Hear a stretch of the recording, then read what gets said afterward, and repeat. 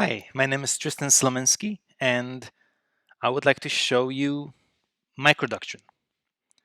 Microdoctrine is a way to break up Wardley Doctrine into even smaller pieces than principles in order to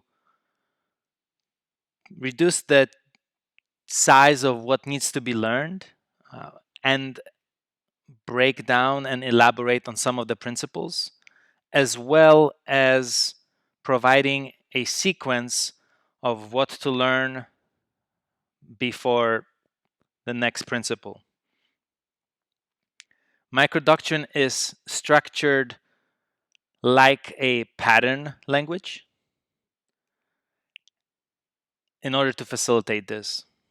For example, coming into phase one of doctrine, stop self-harm, first principle we would want to tackle is know your users. And being modeled after a pattern language, we have a structured way of expressing this particular principle. Know your users is the principle in a development category in the phase stop self-harm. We have lists of what things you should consider before this principle.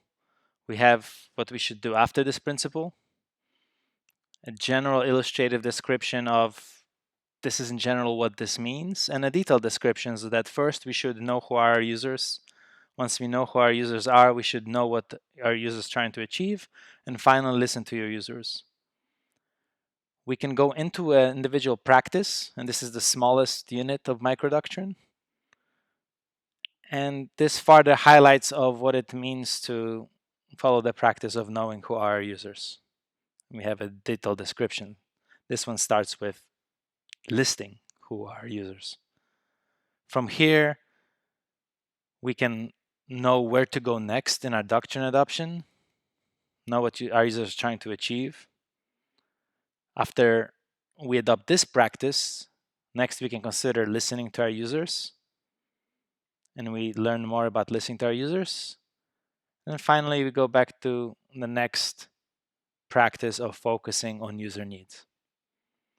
So this is the idea of microdoctrine. It's a way to structure learning and assessment of Wardley Doctrine.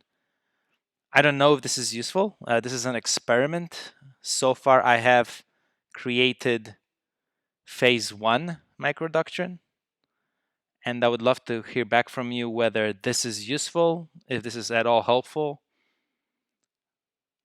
and if it is, in what way and how we can make it better.